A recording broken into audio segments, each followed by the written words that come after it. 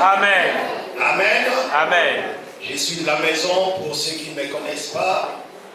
Je n'aime pas parler de moi quand je suis au devant du peuple de Dieu.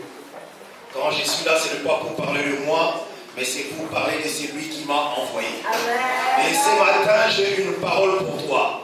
Ce matin, l'Éternel m'a mandaté uniquement pour toi. Amen. J'ai entendu les paroles que nous avons chantées tout à l'heure.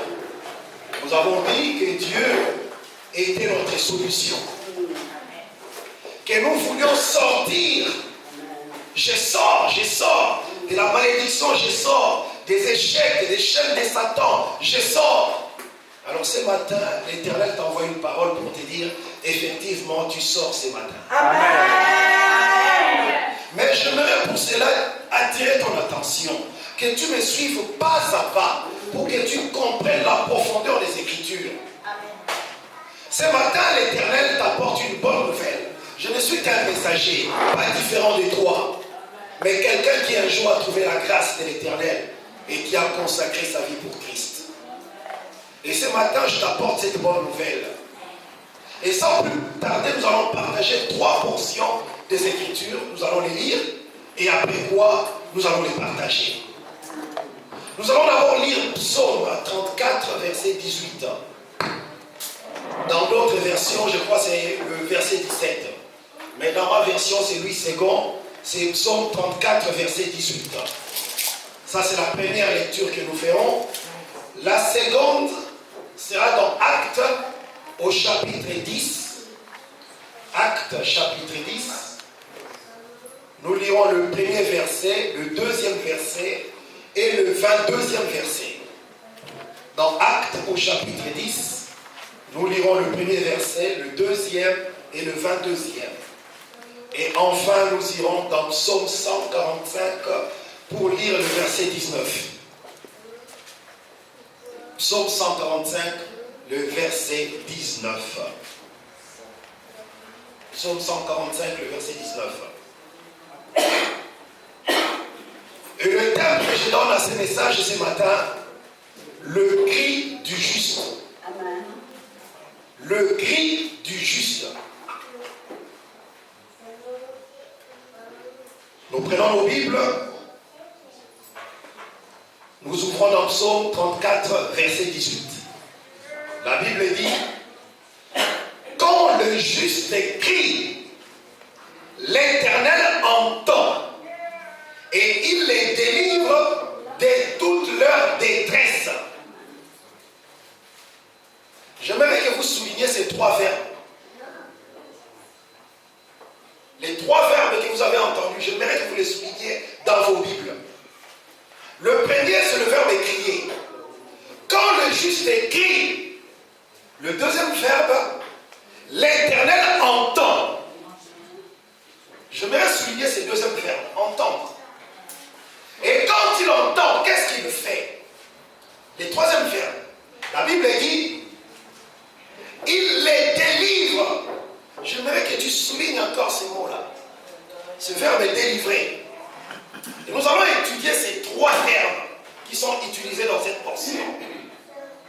Quand le juste crie, l'Éternel entend et il les délivre de ses détresses. La deuxième écriture, c'est dans Actes. Actes au chapitre 10, du verset 1er au verset 2, et ensuite les versets 22. La Bible dit, il y avait à Césarée un homme nommé Corneille, centenier de la cohorte dite italienne. Cet homme était pieux et craignait Dieu avec toute sa maison et il faisait d'aumône au peuple. Il priait Dieu continuellement. Verset 22. Ils répondirent, Corneille, centenier, homme juste et craignant Dieu, et de qui toute la nation des Juifs rend un bon témoignage, a été divinement averti par un saint ange de te faire venir dans sa maison et d'entendre tes paroles. Ce matin, l'Éternel me fait venir aussi au devant de toi pour que tu entendes par mes paroles, mais les paroles de l'Éternel. Et la dernière portion des Écritures, c'est le psaume 145, verset 19. Psaume 145, verset 19.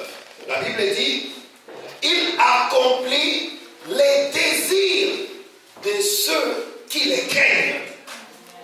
Il entend les cris et il les sauve.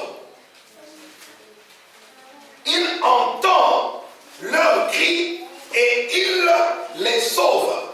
Donc nous voyons encore là la répétition de ces trois verbes. Donc il y a une part, un homme qui est dans la souffrance, qui crie à l'Éternel. Et nous avons quelque part un Dieu qui entend. Et ce Dieu-là qui entend est prêt à répondre. Mais j'aimerais étudier avec vous le psaume 34, verset 18. La Bible dit, quand le juste crie, l'Éternel entend. Et il les délivre de ses détresses. Mais le juste, c'est qui? La Bible dit, il est celui qui écoute les prières et tous les hommes viendront à lui. Donc nous servons un Dieu qui écoute les prières. Et la Bible conclut, tous les hommes viendront à lui. Mais dans cette portion, il est dit, quand le juste crie, mais le juste s'écrie. C'est qui le juste? Les justes, nous allons dans Job, au premier chapitre, verset 1er. Que dit la Bible? La Bible dit que dans le pays de Uz, il y avait un homme qui craignait Dieu. Allons dans Job, ouvrons la Bible. Job, c'est juste avant les psaumes. On recule de quelques pages. Allons dans Job, chapitre 1er, verset 1er. La Bible dit, il y avait dans le pays de Uz un homme qui s'appelait Job. Et cet homme était intègre et droit. Il était intègre et droit. Il craignait Dieu et se détournait du mal. Voilà les caractéristiques qu'on peut retrouver dans la vie d'un juste. Donc ce matin, j'aimerais que tu t'alignes parmi les justes. Que tu sois compté parmi les justes. Pas les justes tels que le monde les définit. Parce que si nous ouvrons les dictionnaires Larousse, nous trouverons une autre signification du mot juste. Mais je ne suis pas moi le messager de M. Larousse.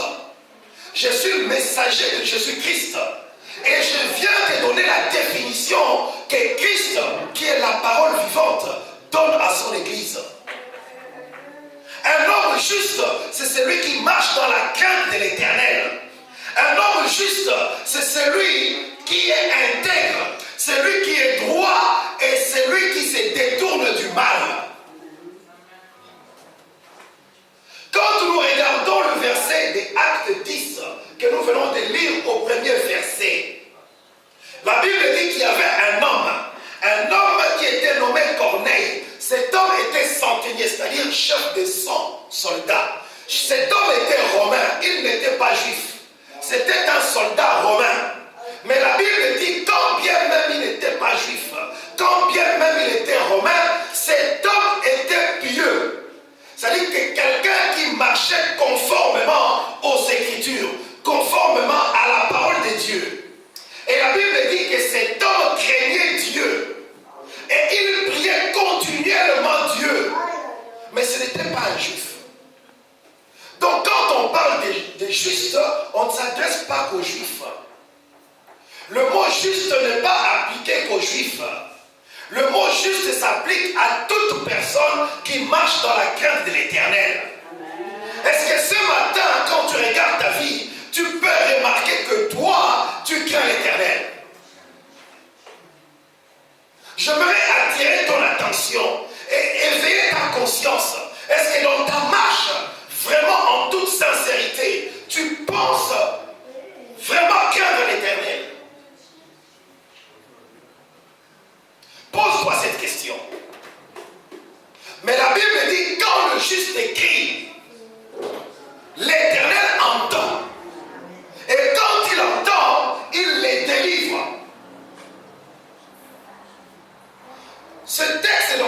Testament a été écrit en hébreu. Et quand nous regardons dans les textes anciens, dans la langue hébraïque, nous avons remarqué une chose. Il y a quelque chose de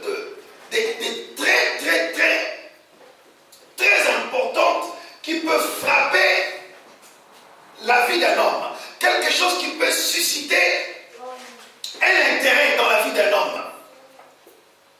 L'hébreu n'est pas comme la langue française. Quand l'on compare l'hébreu à la langue française, on se rend compte que le français est pauvre. En hébreu, le mot crier, le verbe crier, en hébreu, il y a 10 mots qui sont traduits en français dans la Bible par le verbe crier. Mais en hébreu, quand l'hébreu utilise un mot a une signification et un sens très profond. Le cri d'un bébé qui a faim est différent d'un cri d'un esclave qui est en souffrance. En français, on n'utilisera que le verbe crier. Les deux personnes crient. Mais en hébreu, un cri traduit la douleur, traduit l'état de la personne qui émet les cris. Quelqu'un qui est malade à l'hôpital, à cause de sa maladie, le médecin annonce à cette personne qu'il lui reste quelques heures à mourir. Cette personne se pousse un cri. En hébreu, ce cri-là a un autre mot. Et quand un hébreu entend ce mot, il sait que ce cri-là est lié à la douleur que ressent une personne qui veut mourir ou une personne qui est proche de la mort. Mais quand un autre mot encore traduit en français par crier est utilisé, un hébreu saura que ce cri-là, c'est un cri de détresse. Ça signifie que la personne est en danger. Mais une personne peut aussi crier quand elle est en joie. En français, on dira toujours « il crie ». Mais en hébreu, ça ne sera plus le même mot. Ça sera un mot qui traduit un cri qui est lié à une joie. Nous n'allons pas faire les cours d'hébreu ce matin, mais sachez tout simplement qu'il y a 10 mots en hébreu qui sont traduits par le verbe crier en français. Dans cette portion des Écritures, il dit « quand le juste crie », le mot qui est utilisé là, c'est le mot tsaak. Le mot tsaak qui est écrit T-S-A-A-Q. Tsaak. Tsaak qui est traduit ici, ça signifie c'est un cri de détresse. Quand le juste crie, le juste crie parce qu'il est en détresse. Et tsaak, c'est un mot qui est utilisé que quand on s'adresse à Dieu. Quand c'est un cri qui est adressé à Dieu. Et en hébreu, on va utiliser le mot tsaak. C'est-à-dire que cette personne demande de l'aide à Dieu. Il n'appelle pas les pompiers, mais il appelle à Dieu. Donc c'est un mot qui ne s'adresse pas aux hommes, mais c'est un mot qu'un homme utilise pour s'adresser à Dieu. Parce qu'il est dans la souffrance. Il faut que sa souffrance s'arrête. Il n'en peut plus. Nous traversons tous des moments difficiles. Nous sommes au bout du rouleau, comme dit le monde. Nous n'avons pas de solution humainement parlant. Mais Dieu a une solution. Et Dieu a une solution pour nous en Jésus-Christ. Jésus-Christ est notre solution. Donc les cris que nous allons pousser ce matin, ça va être un cri tsaak. Un cri qui s'adresse à Dieu. Un cri de notre détresse. Oh, quand je regarde cette femme Anne, la Bible dit qu'Anne a répandu son cœur au devant de l'Éternel. Cette femme était stérile. Cette femme n'avait pas d'enfant. Mais cette femme a compris qu'en criant à l'Éternel, la solution viendrait. Cette femme est allée dans les temples pendant qu'elle répandait son cœur au devant de l'Éternel. Oh, les sacrificateurs Élie n'entendaient que des murmures parce que cette femme criait en son cœur. Cette femme s'adressait à Dieu. Et Samuel est arrivé. Donc quand on crie à l'Éternel, l'Éternel entend. Donc j'aimerais que tu soulignes le mot, le verbe crier, le tsaak. C'est un cri qui est adressé à l'Éternel. Et l'Éternel entend. Le verbe entendre qui est là, c'est le mot shama. Le mot shama, ça dit que l'Éternel entend pas seulement pour une information, mais il entend dans l'optique d'agir, dans l'optique d'apporter des réponses au cri qu'il a entendu. Et en hébreu aussi, il y a plusieurs mots qui sont traduits par entendre dans la langue française. Mais quand le mot shama est utilisé, ça signifie que c'est quelqu'un qui apprête l'oreille, qui se met aux aguets pour intervenir. Il est un peu comme le pompier. Il est là à côté du téléphone, il attend que le téléphone sonne pour qu'il sache c'est quoi le problème et qu'il intervienne. Donc l'Éternel se dispose à intervenir pour ta cause. Amen. Donc il faut que tu te saisisses de cette opportunité-là. Cette opportunité que l'Éternel te donne ce matin. Il te dit, je me dispose pour toi. Crie à moi et je viendrai à ton secours. C'est ça le mot shama. Et la Bible dit, et il les délivre de cette détresse. Il les délivre. Le verbe est délivrer qui est là, il est tellement pauvre en français. Il est tellement pauvre en français qu'on a du mal à comprendre la profondeur exacte. Le mot qui est utilisé là, c'est le mot natal. Natal qui est écrit N-A-T-S-A-L. Natal. Natal qui est traduit ici par délivrer signifie sept choses. Sept choses.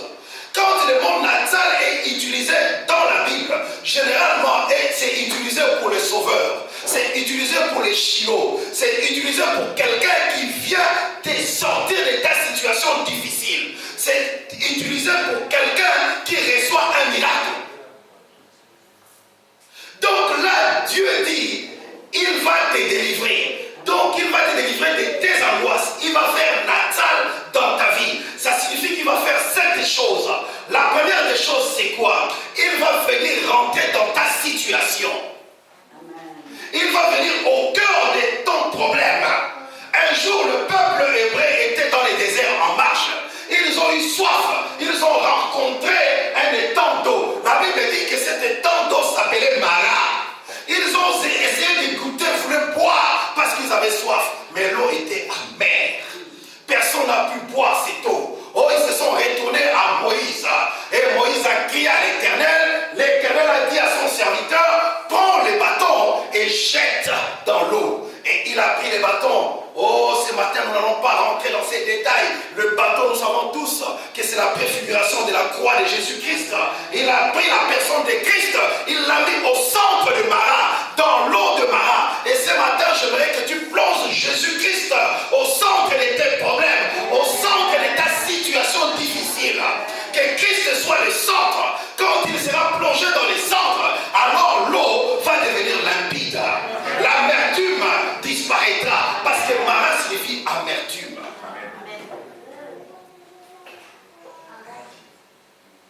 Donc je disais que Natal, qui est traduit ici par délivrer, signifie sept choses. La première des choses, c'est saisir. Ça veut dire que c'est Dieu-là descend dans ta situation parce que tu as crié à lui. Et quand il descend, il vient saisir ta situation. Il vient prendre en charge ta situation. Il vient prendre en main ton problème. Et qu'est-ce qu'il fait quand il prend ton problème? Il commence à t'arracher, comme David a arraché la brebis de la gueule du lion. Donc il descend, il vient au centre de ton problème. Il t'arrache de ta situation difficile. Il t'arrache de tes échecs. Il t'arrache de tout ce qui te fait pleurer. Il commence par t'arracher. Et ensuite, qu'est-ce qu'il va faire? La Bible dit toujours dans Natal, la troisième des choses, il va te sauver. Te sauver. Sauver signifie qu'il va te mettre à l'abri. Ça veut dire qu'il t'a tiré de la gueule du lion, de ta souffrance, et il te met à l'abri. Et il n'a pas fini d'exercer. Nous sommes toujours dans Tsahal. Tsahal, quand il t'a mis à l'abri, maintenant qu'est-ce qu'il va faire? La Bible dit, il va dépouiller l'oppresseur qui t'avait oppressé. Donc il va s'attaquer maintenant à ta souffrance. Il te saisit, il te sort de ta souffrance, maintenant il combat ta souffrance.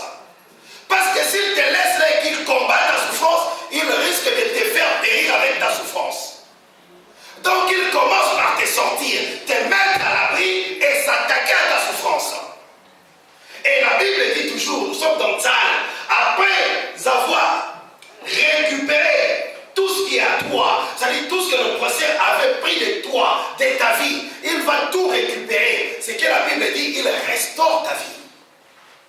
Donc il te rend tout ce que tu avais perdu, tout ce que les sauterelles ont dévoré, tout ce que les gélèques ont pris, tout ce que les gazans ont détruit dans ta vie. Lui vient te prendre cela entre les mains de l'oppresseur et de te les rendre.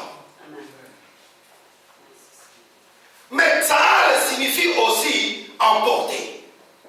Donc quand il a fait toutes ces choses-là, il a anéanti l'adversaire, l'oppresseur, il l'a dépouillé, il t'a remis tout ce que tu avais, tout ce que le malin avait volé dans ta vie, il te l'a restitué. Maintenant qu'est-ce qu'il fait? Il t'emporte avec lui. Il t'emporte avec lui. Et quand il t'emporte, toujours dans Tsahal, ça signifie qu'il te sépare d'avec ton oppresseur. Il te sépare d'avec ton problème. Il te sépare d'avec ton oppression. Donc tu deviens véritablement un homme libre en Christ. Et la septième chose dans Natsal, après qu'il t'ait emporté, il va t'établir. Il t'établit pour que tu sois maintenant le reflet de sa gloire. Tu ne peux pas être le reflet de la gloire de Dieu pendant que tu es dans la souffrance à pleurer jour et nuit. Quand tu regardes la vie des pécheurs, tu as l'impression que les méchants prospèrent. Quand tu regardes ceux qui ne connaissent pas Dieu, comment ils vivent, tu as l'impression que Dieu t'a abandonné. Tu ne peux pas être le reflet de la gloire de Dieu dans la médiocrité. C'est ainsi que Dieu est obligé de te rétablir pour que tu sois véritablement le reflet de sa gloire. Donc tous ces mots-là, tous ces concepts n'ont été traduits que par le mot délivré en français. Donc la Bible dit, et il les délivre de toutes ses détresses. J'aimerais dans le mot détresse que tu comprennes tous tes soucis, tous tes problèmes, tous tes échecs, tous tes déboires. Il te délivre. C'est-à-dire qu'il apporte une solution qui met fin à cette situation difficile. C'est ça le Dieu que nous servons. La Bible dit dans Deutéronome au chapitre 6, verset 25. La Bible dit, nous aurons la justice en partage si nous mettons soigneusement, c'est la Bible qui dit, c'est pas moi. Vous pouvez vérifier dans Deutéronome au chapitre 6, verset 25. Si nous mettons soigneusement en pratique tous ces commandements devant l'Éternel notre Dieu, comme il nous l'a ordonné. Donc, si nous mettons en pratique soigneusement, pas avec négligence, mais soigneusement, et Dieu va faire sa part. Oh, je vois encore le peuple d'Israël en Égypte. La Bible dit qu'ils sont restés en Égypte après la mort de Joseph. Il y a eu un nouveau pharaon qui est arrivé. La Bible dit que ce nouveau pharaon n'a pas connu Joseph. Et il a commencé à maltraiter le peuple de Dieu. Pendant 400 ans, ce peuple s'est mis à souffrir. Et ce peuple a crié aussi à l'Éternel. Ce peuple a crié à l'Éternel. Mais il y a une chose bizarre. J'ai demandé au Saint-Esprit de m'enseigner. Comment se fait-il que ce peuple a crié pendant 400 ans de souffrance? Ce peuple ne faisait que crier. Mais Dieu n'a répondu qu'après 400 ans. Il a fallu attendre 400 ans que Moïse naisse, que Moïse grandisse, pour que Dieu agisse. Alors j'ai demandé au Saint-Esprit de m'éclairer sur le sujet. Et là, le Seigneur me donnera une réponse. Quand ce peuple criait, c'était un cri de douleur. Ce n'était pas un cri où ils appelaient Dieu à venir à intervenir. Le peuple criait de douleur parce que le fouet faisait mal et le peuple criait. Ouvrons nos Bibles dans Exode. Dans Exode au chapitre 2. Regardons le verset 23. Exode, chapitre 2. Exode, c'est le deuxième livre de la Bible après Genèse. Exode au chapitre 2. Le temps nous fait défaut. On va essayer d'être rapide. Allons dans Exode 2. Qu'est-ce que dit la Bible dans Exode 2, au chapitre 23 jusqu'au chapitre 25?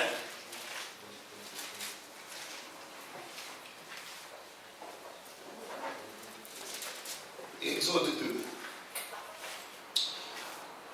2. Exode 2, 23, 25. La Bible dit, longtemps après les rois d'Égypte mourus, les enfants d'Israël gémissaient encore sous la servitude. Donc c'était vraiment la servitude. Et poussaient les cris. C'était les cris de la servitude. Ces cris que leur arrachait la servitude montèrent jusqu'à Dieu. Donc c'est un cri de douleur qui est lié à la servitude. Ce n'est pas un cri d'appel à l'Éternel. Dieu entendit leur gémissement et se souvint de son alliance avec Abraham, Isaac et Jacob. Dieu regarda les enfants d'Israël et il a eu compassion. Quand vous êtes dans la douleur et que vous vous mettez à crier parce que la souffrance dépasse les bornes, Dieu entend vos cris. Mais sauf que la façon dont vous criez, ce n'est pas un cri qui appelle de l'aide à Dieu. C'est un cri qui exprime une douleur que vous ressentez. Et en hébreu, j'avais noté le mot hébraïque qui est là, c'est le mot Zak. Zak. Zak, c'est un cri qui est lié à la douleur. Mais un cri que l'Éternel entend. Mais sauf que ce cri-là, quand l'Éternel entend, il n'agit pas. Il prend juste compassion. Il a pitié de vous. Il a pitié de son peuple.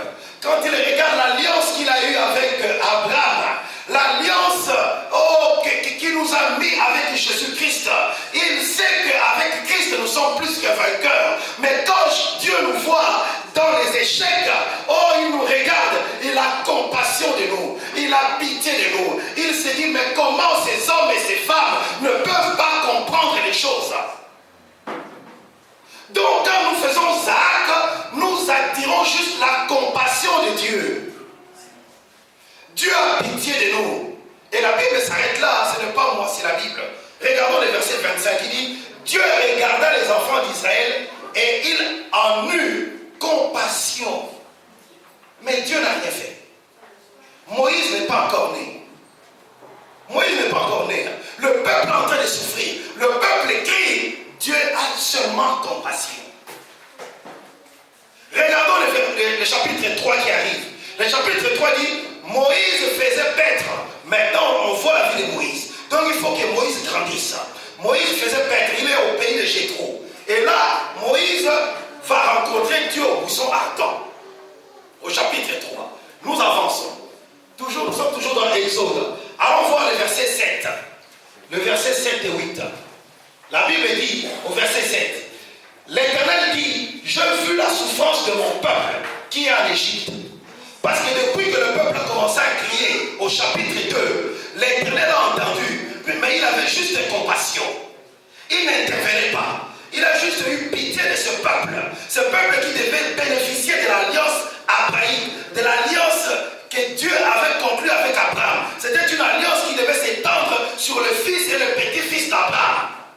Mais cette alliance, le peuple n'arrive pas à en bénéficier. Et Dieu a juste compassion. On était au chapitre 2. Et au chapitre 3, au verset 7, la Bible dit, l'Éternel dit, je vis la souffrance de mon peuple qui est en Égypte. J'ai entendu les cris que lui font pousser ses oppresseurs. Car je connais ses douleurs. Donc l'Éternel connaît nos douleurs parce qu'il a entendu le cri que l'oppression nous fait pousser. Chaque soir nous venons à prière, nous sommes là, Seigneur guéris-moi, Seigneur fais ceci pour nous. Le Seigneur entend, mais ce sont des cris qui sont liés à notre souffrance. L'Éternel a juste compassion, il veut agir, mais il ne peut pas agir parce que l'Éternel c'est quelqu'un qui respecte le loi que lui-même a instaurée. Et dans sa loi, il ne peut agir que quand le juste crie. Mais toi qui aimais les cris là, tu n'es pas juste. Quand on regarde ta vie, tu es toujours dans l'impudicité.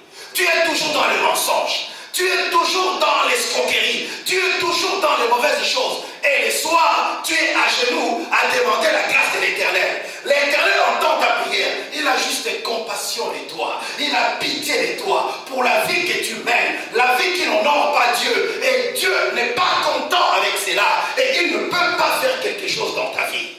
Mais ce matin, il aimerait que tu deviennes ces justes-là. C'est juste là, quand il crie, l'Éternel entend et il les délivre. Il faut que tu deviennes ces justes-là. Le peuple criait à cause de la douleur. L'Éternel n'intervenait pas. Il ne pouvait pas intervenir.